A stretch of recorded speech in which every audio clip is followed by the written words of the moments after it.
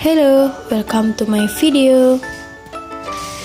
Di video kali ini, saya akan memaparkan hasil wawancara guru favorit bersama Bu Fauzia Rahmi.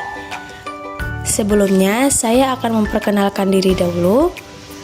Nama saya Nur Hasanah, dengan NIM 22018055, program studi pendidikan bahasa Inggris, dengan dosen pengampu Bu Suci Izzati Atlia. Berikut pengenalan singkat dari narasumber kita.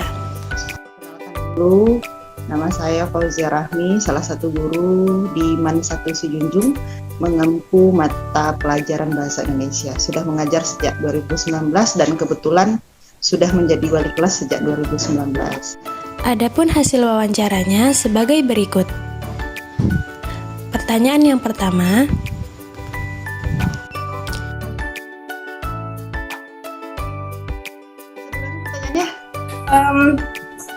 bagaimana cara ibu mengajar atau mendidik siswa itu dengan cara yang lebih efektif? Ini ibu belajar dari pengalaman dulu, yang mana kalau dulu itu ibu orangnya juga tidak senang sekali belajar terlalu ketat gitu ya. Tapi ada momen-momen di mana ibu harus memaksimalkan belajar ibu. Jadi ada waktunya untuk bermain, ada waktunya untuk benar-benar belajar. Nah, di sini ibu juga aplikasikan pada siswa.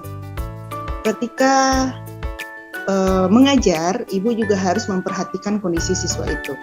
Apakah dia dalam kondisi yang baik untuk belajar atau kurang baik untuk belajar, juga harus memperhatikan. Yang mana ketika mereka dalam kondisi yang kurang baik dalam belajar, artinya sudah capek, merasa lelah begitu, bentuk terlihat lelah di wajahnya, maka ibu akan mengikuti alurnya. Alurnya itu seperti apa? Mungkin mengajak dia ice breaking dulu, games dulu, atau bercerita lebih dahulu. Artinya mengembalikan minat belajarnya dulu melalui hal-hal tadi untuk merangsang mereka. Yang ibu terapkan dalam ibu mendidik siswa ibu adalah ibu tidak memaksakan segala sesuatu hal. Yang mana ibu lebih banyak belajar itu sambil bermain, yang mana bermain ini tentu memenuhi aspek-aspek pembelajaran di dalamnya. Jadi belajarnya dapat, asiknya dapat, makna pembelajaran itu sendiri didapat juga oleh siswa-siswa ibu. Seperti itu kira-kira. Kesimpulannya, sebelum mengajar, perhatikan kondisi kesiapan dari siswa. Apabila tidak siap, kamu bisa mengembalikan minat belajarnya dengan ice breaking, game, atau bercerita. Jangan terlalu memaksakan siswa. Pertanyaan yang kedua.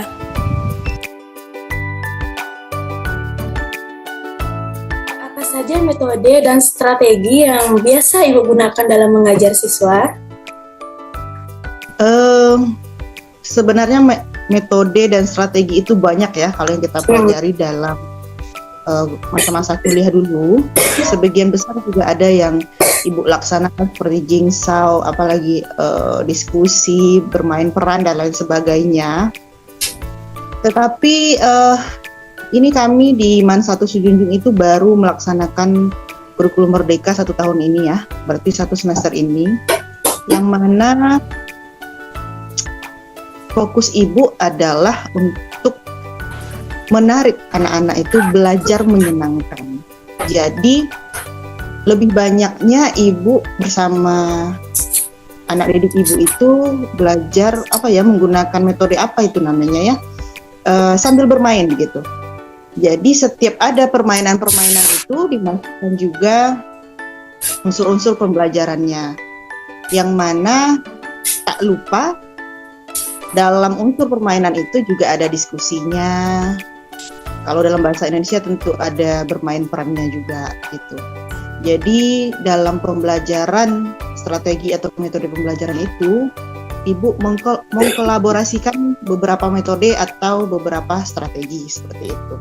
Kesimpulannya, metode dan strategi belajar yang digunakan adalah game-based learning, yaitu fokus belajar dengan game yang menyenangkan yang menggabungkan game, pembelajaran, dan diskusi, khususnya dalam pembelajaran bahasa Indonesia, yaitu metode bermain peran. Pertanyaan yang ketiga,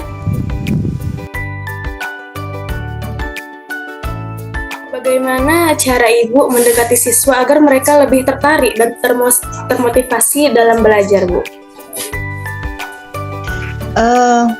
Begini, dengan jumlah siswa yang cukup banyak, itu satu kelasnya kira-kira 30 siswa, tentu karakternya berbagai macam gitu ya. Jadi pendekatan yang Ibu lakukan adalah dengan memperhatikan siswa itu seperti apa sih gaya yang dia senangi, gaya belajarnya begitu. Apakah kines, apakah audio, apakah visual. Nah, Ibu juga mencoba untuk memperkenalkan atau memberikan cara pembelajaran yang menarik bagi mereka. Karena di dalam setiap kelas itu ada bermacam gaya belajar yang mereka sukai, maka Ibu gabungkan juga. Kadang-kadang dalam pembelajaran itu Ibu minta anak-anak untuk menggambar, gambarnya peta konsep begitu, supaya lebih senang mereka bagi yang visual. Kemudian untuk yang kines, Ibu bawa main games seperti games bowling, kemudian main puzzle di papan tulis, kemudian untuk yang audio, kadang-kadang Ibu buat materi-materi pokok itu menjadi sebuah lirik lagu, sehingga ketiga siswa-siswa Ibu yang banyak gaya belajarnya itu tertarik untuk belajar begitu. Jadi dengan kolaborasi itulah Ibu berharap atau punya motivasi untuk supaya siswa tertarik belajar dengan Ibu begitu. Kesimpulannya, terlebih dahulu perhatikan gaya belajar yang disenangi siswa, apakah visual, audio, atau inners. Anda bisa mengkolaborasi gaya belajar itu agar siswa lebih tertarik dan termotivasi dalam belajar. Pertanyaan yang keempat,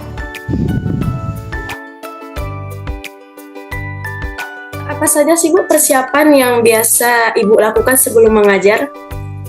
Yang sering Ibu lakukan sebelum mengajar itu adalah mempersiapkan media ya. Media apalagi kalau yang berkaitan dengan games, ice breaking gitu. Walaupun apapun yang ada di kelas itu sebenarnya bisa digunakan sebagai alat gitu.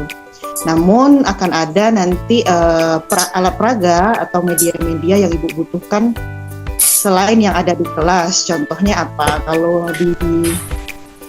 Kalau di sekolah MAN 1 itu masih ada keterbatasan infokus, maka Ibu harus sediakan infokus.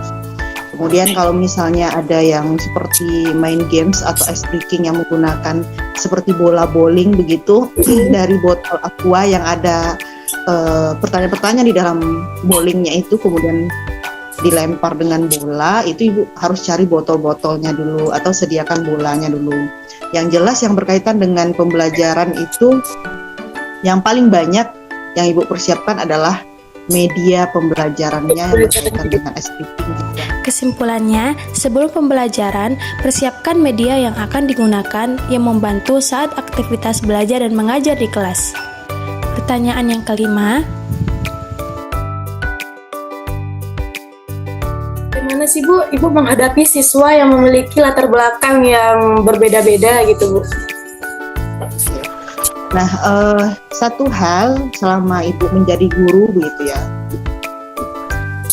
latar belakang itu sangat mempengaruhi motivasi siswa belajar. Yang mana latar belakang siswa itu berbagai macam hal begitu, banyak gitu. Nah, di sini Ibu harus mempertimbangkan bagaimana kondisi dia ketika belajar, memperhatikan kondisi dia ketika hendak belajar itu sangat penting.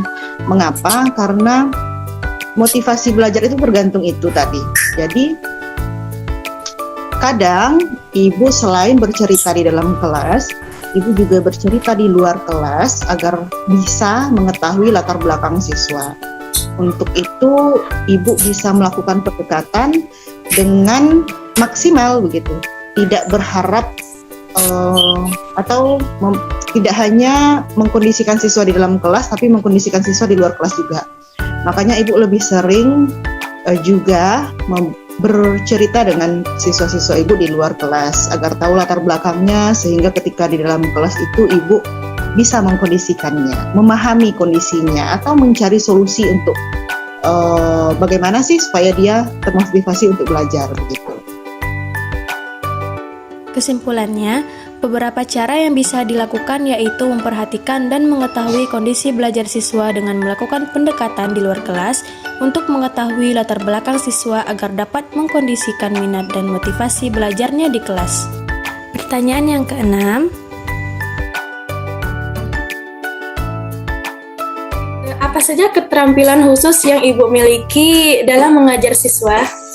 Keterampilan bercerita kayaknya ya, karena ibu senang bercerita. Benar sekali. Keterampilan apa lagi ya? Ibu tidak terlalu suka seni, tapi mau tidak mau harus menyenangi juga gitu, karena ada siswa-siswa yang maunya dibawa berseni. Contoh, ibu tidak suka bernyanyi, tapi kadang-kadang harus bernyanyi kan, seperti membuat pikiran pembelajaran itu menjadi sebuah lirik lagu gitu. Yeah. Jadi kalau di keterampilan apa ya? Ya bercerita mungkin, kemudian menemukan hal-hal baru, tapi nggak baru juga, nggak yang terlalu excited atau gimana, tapi yang mencoba hal-hal baru begitu. Itu mungkin. Pertanyaan yang ketujuh, apa saja media belajar yang digunakan dalam proses belajar dan mengajar?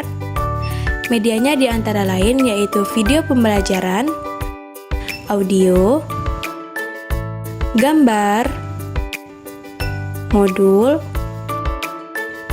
dan game. Sekian hasil wawancaranya. Sampai jumpa.